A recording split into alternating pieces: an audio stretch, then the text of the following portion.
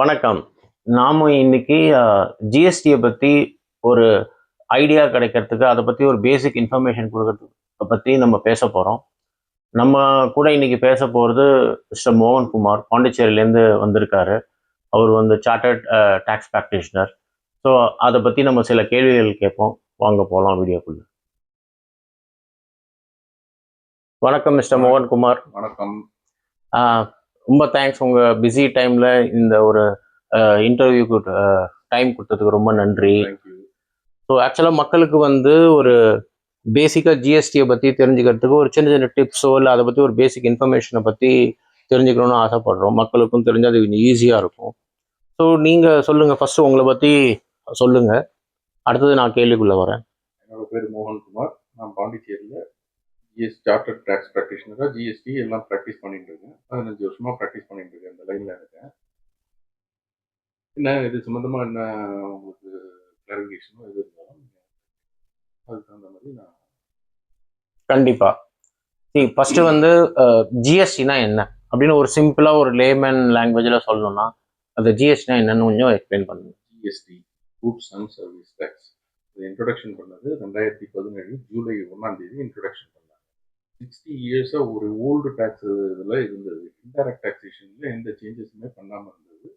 Different type of ஸ்டேட்ஸில் different type of taxes இருந்தது. Multiple taxes இருந்தது. அதை வந்து ஒன் நேஷன் ஒன் டேக்ஸுங்கிற ரூஃபில் இந்த ஜிஎஸ்டிங்கிறத இன்ட்ரொடக்ஷன் கொடுத்தாங்க.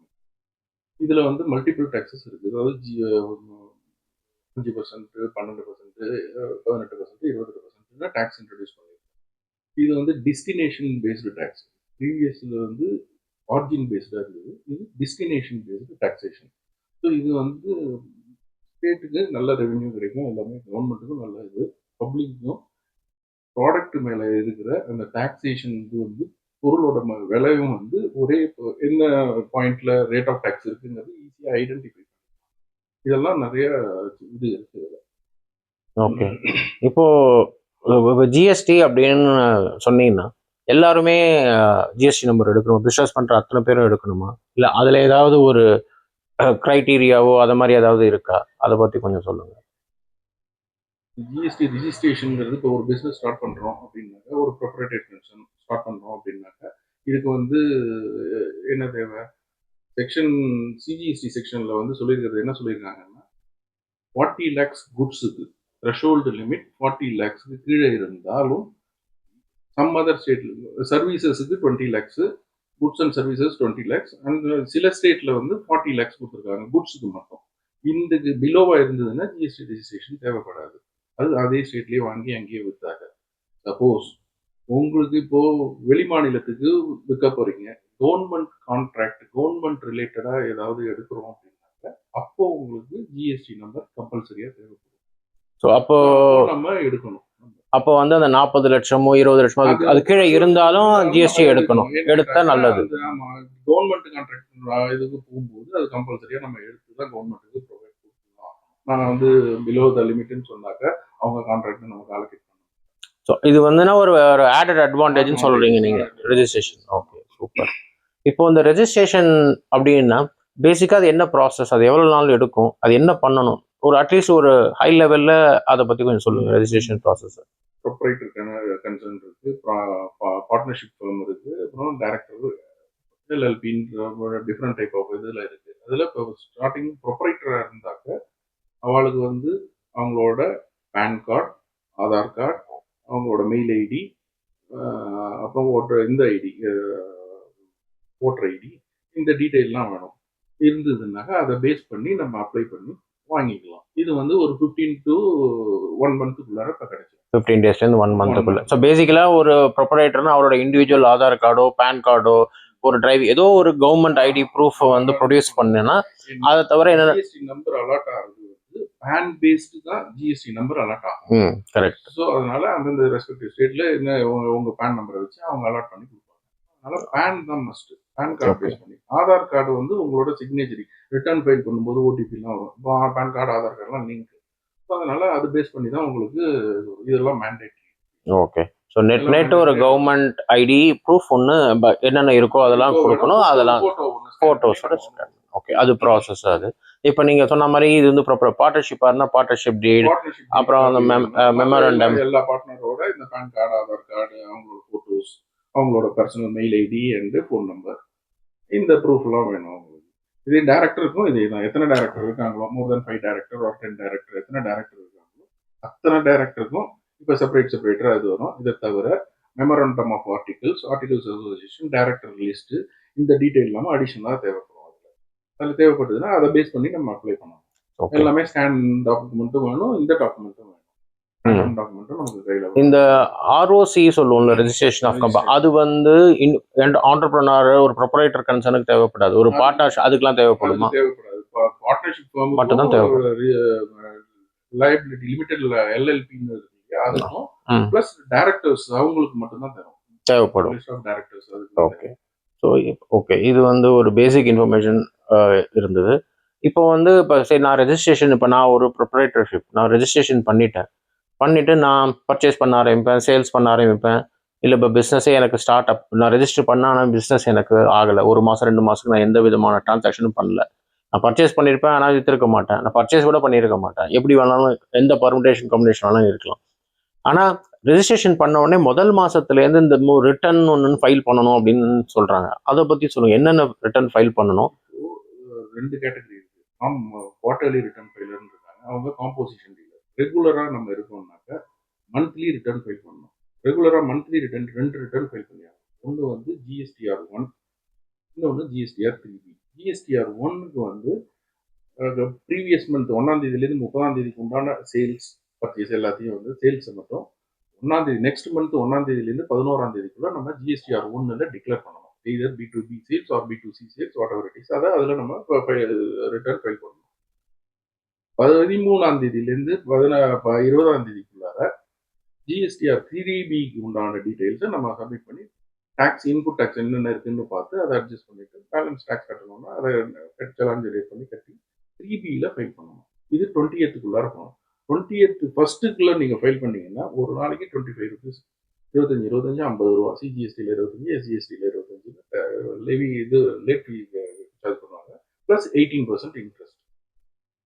ஓகே, நெக்ஸ்ட் டேலேருந்து அது கால்குலேட் ஆகிடும். இது வந்து நெக்ஸ்ட் மந்த் நம்ம ரிட்டர்ன் ஃபைல் பண்ணும்போது ஆட்டோமேட்டிக்காக அது வந்துடும். ஸோ இப்போ எக்ஸாம்பிளாக நான் சொல்லணும்னா, இப்போ நம்ம வந்து இப்போ ஆகஸ்ட் மந்தில் இருக்கோம். இப்போ நான் ஆகஸ்ட்டில் வந்து 1ஆம் தேதியிலேருந்து 31ஆம் தேதி வரைக்கும் என்ன டிரான்சாக்ஷன் பண்ணியிருக்கணும், அதுக்கு உண்டான டீட்டெயிலை நம்ம செப்டம்பரில் ஃபைல் பண்ணுவோம். ஸோ அதுதான். ஸோ இதை தவிர ஆனுவல் ரிட்டர்ன் ஒன்று இருக்காங்க, அது எப்போ வருஷம்னா எந்த மாதத்தில், டிசம்பரில் பண்ணணுமா இல்லை மார்ச் முடிஞ்சு பண்ணணுமா, அது எப்படி? அது இது நல்ல கேள்வி. ஆனுவல் ரிட்டர்ன்ங்கிறது அதாவது இப்போ நம்ம 25வது வருஷம் ஆகஸ்ட்ல இருக்கோம். இப்போ ப்ரீவியஸ் இயர், அதாவது 1/4/2024லேருந்து 31/3/2025க்கு உண்டான என்டையர் டிரான்சாக்ஷன் ஃபைனான்ஷியல் இயருக்கு உண்டான சேல்ஸ் நம்ம ரிட்டர்ன்லாம் ஃபைல் பண்ணியிருக்கோம். இதெல்லாம் ஆட்டோ பாப்புலேட் ஆகி GSTR9ல வந்து உட்காந்துரும். GSTR9ன்றது லாஸ்ட் டேட் வந்து 31st December. Every year 31st December last date. Okay, so நீங்கள் என்ன சொல்லுறீங்கன்னா 24-25 ஃபைனான்ஷியல் இயர், அதாவது April 1st 24லேருந்து 31st March 25 உண்டான இந்த ஆனுவல் ரிட்டர்னை December 31st 2025 ஃபைல் பண்ணணும். அதுதான் அதுக்கு. அதில் ஆனால் இன்னொரு இது இருக்கு. நம்ம வந்து இப்போ ஒரு ரிட்டர்ன் வந்து இந்த பீரியடுக்கு ஏப்ரல்லேருந்து மார்ச்சுக்கு உண்டான பீரியடில் GSTR2B பேஸ் பண்ணி இன்புட் கிளைம் பண்ணியிருக்கோம். இந்த இன்புட்டை வந்து ஏதாவது ஒரு பில்லு லேட்டாக வந்திருக்கும், நெக்ஸ்ட் இயர் கேரிட் ஓவர் ஆகிருக்கும், ஏதோ சம் ப்ராப்ளம் இருக்கும், விட்டு போயிருக்கோம், எடுக்காமலே விட்டுருக்கோம். இந்த ப்ராசஸ் எல்லாம் வந்து அந்த பில்லெல்லாம் எப்படி எடுக்கிறது? நீங்கள் ஆனால் ரிட்டர்ன் ஃபைல் பண்ணியிருக்கீங்க. அப்போ ஃபைல் பண்ணியிருக்கும் போது இதெல்லாம் நமக்கு ஐடிசிக்கு பெனிஃபிட் இருக்குது. இதை எப்போ எடுக்கலாம்னு கேட்டிங்கன்னா நெக்ஸ்ட் ஏப்ரல்லேருந்து நவம்பர் 30க்குள்ளார இதை நீங்கள் ஏதாவது ஒரு ரிட்டர்னில் ரிகன்சில் பண்ணி இந்த ரிப்போர்ட் பண்ணி இதை நீங்கள் எடுத்துக்கலாம். அந்த இன்புட்டையும் கிளைம் பண்ணலாம். ஈவன் தோ அது ப்ரீவியஸ் பில்லாக இருந்தாலும், ப்ரீவியஸ் ஃபைனான்ஷியல் இயரோட பில்ஸாக இருந்தாலும், டிரான்சாக்ஷன்ஸாக இருந்தாலும், இந்த பீரியட்ல வந்து இதை கரெக்ட் பண்ணி என்னென்னலாம் அட்ஜஸ்ட் பண்ணி அதெல்லாம் அந்த ஆனுவல் ரிட்டர்ன் ஃபைல் பண்ணுறதுக்கு முன்னாடி பண்ணிடணும். ஓகே, அதாவது அக்டோபர் ரிட்டர்ன் கரெக்டா சொன்னா அக்டோபர் ரிட்டர்ன் நவம்பர்ல 30ஆம் தேதி வரும். அதை வந்து 20ஆம் தேதி அந்த டேட் நவம்பர் 20க்குள்ள பண்ணிட்டாக்க உங்களுக்கு அந்த இன்புட் ஆட்டோமேட்டிக்கா கிடைக்கும். இன்னொரு விஷயம் இதுக்கு முன்னாடியே நான் கேட்கணும்னு நினைச்சேன். இந்த நான் நிறைய இப்போ ஹோட்டல்ஸ்க்கு போகிறோம், சாப்பிட்றோம், எவ்வளோ இடத்துல சர்வீசஸ் பொருள் நம்ம வாங்குறோம். அதில் இந்த சிஜிஎஸ்டின்னு போடுறாங்க, எஸ்ஜிஎஸ்டின்னு போடுறாங்க. ஸோ அது மாதிரி வேற அப்புறம் இன்னொன்று கூட சொன்னாங்க, இன்ட்ராஸ்டேட்டுக்கு ஏதோ ஒன்று இருக்குன்னு சொல்கிறாங்க. அதுக்கு இன்டர்ஸ்டேட் அது இன்டர்ஸ்டேட் அதுக்கு ஒன்று சொல்கிறாங்க. ஸோ அதை பற்றி ஒன்று சொல்லுங்க. சிஜிஎஸ்டி எஸ்ஜிஎஸ்டிங்கிறது இது வந்து இந்தியாவில் இம்ப்ளிமெண்ட் பண்ணியிருக்கிறது வந்து ஜிஎஸ்டி வந்து dual taxation system. Dual taxation சிஸ்டம்ங்கிறது ஸ்டேட்டுக்கும் சென்ட்ரலுக்கும் அது ஒரு இப்போ 18% ஒரு ப்ராடக்ட்டுக்கு சார்ஜ் பண்ணுறாங்கன்னா 9% ஆஃப் இது வந்து சென்ட்ரல் கவர்மெண்ட்டுக்கும் இன்னொரு 9% வந்து ஸ்டேட் கவர்மெண்ட்டுக்கும் பிரிச்சு அலோகேட் பண்ணி எடுத்துப்பாங்க. ஸோ இதுதான் இப்போ பண்ணிட்டு இருக்காங்க. ஸோ சிஜிஎஸ்டி எஸ்ஜிஎஸ்டிங்கிறது ஐஜிஎஸ்டி இது வந்து லோக்கல்ல பண்றதுக்கு சிஜிஎஸ்டி ஒரு ஸ்டேட்னா ஒரு பர்டிகுலர் ஸ்டேட்னா அந்த ஸ்டேட்டுக்குள்ள பண்ணும்போது உங்களுக்கு அது மாறும். அது வந்து 18% இதுல போகும், ஐஜிஎஸ்டியில் வரும். ஐஜிஎஸ்டிங்கிறது இன்டகிரேட்டட் டாக்ஸ். ஓகே, அது வந்து ஐஜிஎஸ்டி போது ஸ்டேட் டு ஸ்டேட் சொல்றேன். அந்த ஐஜிஎஸ்டின்றது வந்து ஸ்டேட் கவர்மெண்ட்டுக்கு போகுமா சென்ட்ரல் கவர்மெண்ட்டுக்கு போகுமா? ஐஜிஎஸ்டிங்கிறது ஸ்டேட்டுக்கும் போகாது, சென்ட்ரலுக்கும் போகாது. எந்த டெஸ்டினேஷன் பேஸ்டு டாக்ஸ் இது. இப்போ நீங்க இப்போ இங்கேருந்து இப்போ பெங்களூர்லேருந்து இப்போ இதுக்கு தமிழ்நாடு சென்னைக்கு ஒரு பில் பண்றீங்கன்னா இது வந்து சென்னையோட ரெவென்யூ. இது ஸ்டேட்மெண்ட் ரெவென்யூ கலெக்ட் பண்ணி சென்னைக்கு கொடுத்துருவாங்க, தமிழ்நாடுக்கு கொடுத்துருவாங்க. எங்க டெலிவரி ஆகுதோ அது அந்த டெஸ்டினேஷன் பேஸ்டான அவங்க அந்த ஸ்டேட்டுக்கு அது வருமானம். ஸ்டேட்டுக்கு ஆல்ரெடி ஸ்டேட்டுக்கு உடனே போயிடும். சென்ட்ரல் கவர்மெண்ட்டுக்கும் அந்த சென்ட்ரல் கவர்மெண்ட் ஃபண்டும் இங்க ஸ்டேட்டுக்கு நம்மளுக்கு பல விதமான இதுல வரும் கொடுக்குறாங்க. திருப்பி நமக்கே கொடுத்துருவாங்க. அவங்க வந்து அதை மெயின்டைன் பண்ணல, அது வந்து வேற ஒரு ஃபார்மா வருது. எப்படி வருது? நமக்கு வந்து டிரான்ஸ்போர்ட் போட்டு கொடுக்குறாங்க, இன்ஃப்ராஸ்ட்ரக்சர் எல்லாம் பண்றாங்க அதுல. Okay okay. ஸோ இப்போ ஒரு பேசிக்கா ஒரு சில முக்கியமான இன்ஃபர்மேஷன்லாம் கொடுத்தீங்க. ஓவரால் சொல்லணும்னா ஜிஎஸ்டி பத்தி சொல்லணும்னா எந்த அளவுக்கு அது நம்மளுக்கு ரொம்ப உதவியா இருக்கும் ஒரு பிசினஸ் பண்றவங்களுக்கு? இப்போ வந்து 2017 ஜிஎஸ்டி 1ஆம் தேதி இன்ட்ரோடியூஸ் பண்ணாங்க. 60 வருஷம் கழிச்சு ஒரு டாக்ஸ் ரிஃபார்ம் பண்ணாங்க. அப்போ வந்து நிறைய டாக்ஸேஷன் எல்லாம் இருந்தது, ஸ்லாப்ல இருந்தது. ஜிஎஸ்டிலையும் போர்ட்டல்ல நிறைய இஷ்யூஸ் இருந்தது. ஒவ்வொரு பீரியட் ஆஃப் டைம் அப்படியே ஒரு பீரியட் ஆஃப் டைம் என்ன சேஞ்ச் பண்ணி இப்போ வந்து ஓரளவு செட்டில் பண்ணிட்டாங்க. இது வந்து பப்ளிக்கு அந்த டாக்ஸேஷனும் வந்து பார்த்தீங்கன்னா நிறைய குறைச்சிருக்காங்க. நியர்பை கொண்டு போய் ஃபிட் பண்ணிட்டாங்க எல்லாத்தையும். அதாவது முன்னாடி ஏற்கனவே 12% இருந்ததை 18%, அதே மாதிரி டாக்ஸை கொண்டு போய் நியர்பை என்ன இருக்கோ அதில் ஃபிட் பண்ணியாச்சு. ஃபிட் பண்ணி இப்போ ஓரளவு வந்துருக்கு. 28% இருந்த ரேட் ஆஃப் டாக்ஸையும் நிறைய ரெடியூஸ் பண்ணியிருக்காங்க.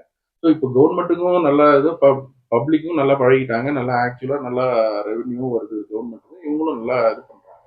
ஸோ இதெல்லாம் பண்ணாதான் அரசாங்கம் பணம் கட்டி டாக்ஸ் பேயர் இது பண்ணாதான் அரசாங்கத்துக்கும் சப்போர்ட் பண்ண முடியும், அரசாங்கமும் நல்லா வளரும். அதனால இருக்கிறதுன்னு பார்த்தீங்கன்னா 8 வருஷத்துல நிறைய லிட்டிகேஷனும் வந்திருக்கு, இல்லைன்னு சொல்ல. நிறைய நோட்டிஃபிகேஷன் கொடுத்துருக்காங்க, நிறைய சேஞ்சஸ் பண்ணியிருக்காங்க. இன்னும் போக போக இன்னும் சேஞ்சஸ் பண்ணி இன்னும் ரொம்ப சிம்பிள் ஆக போறாங்க. இ-வே பில் கொண்டு வந்துட்டாங்க, இன்வாய்ஸ் கொண்டு வந்துட்டாங்க. அப்படி கொண்டு வர ஒவ்வொரு பீரியட் ஆஃப் டைம் என்ன ஆகும்னா அது சிஸ்டமே ரிட்டர்னுங்கிற கான்செப்டே போயிடும். அப்படியே ஆட்டோமேட்டிக்கா ரிட்டர்ன் நீங்க அப்படியே ரிகன்சில் பண்ணி அப்படியே ஃபைல் பண்ற மாதிரி தான் கொண்டு வர போறாங்க. அதுதான் ஃபோக்கஸ். இங்கேருந்து உங்களோட ஐடி ரிட்டர்னும் ஃபைல் ஆகிற மாதிரி அதுவும் லிங்க். இந்த டேட்டா அப்படியே அங்கே போயிடும். அங்கேருந்து உங்களோட டேட்டாவை நீங்க போட்டு இன்கம் டேக்ஸும் ரிட்டர்ன் ஃபைல் பண்ற மாதிரி தான் இப்போதைக்கு கன்சிடர் பண்றாங்க. இது ஒரு நல்ல விஷயம் தான் இது. Okay, super. ஸோ ஒரு ஜிஎஸ்டியை பற்றி ஒரு அழகாக ஒரு பேசிக்கான இன்ஃபர்மேஷன்லாம் அழகாக கொடுத்தீங்க. ரொம்ப நன்றி. ரொம்ப நன்றி. தேங்க்யூ.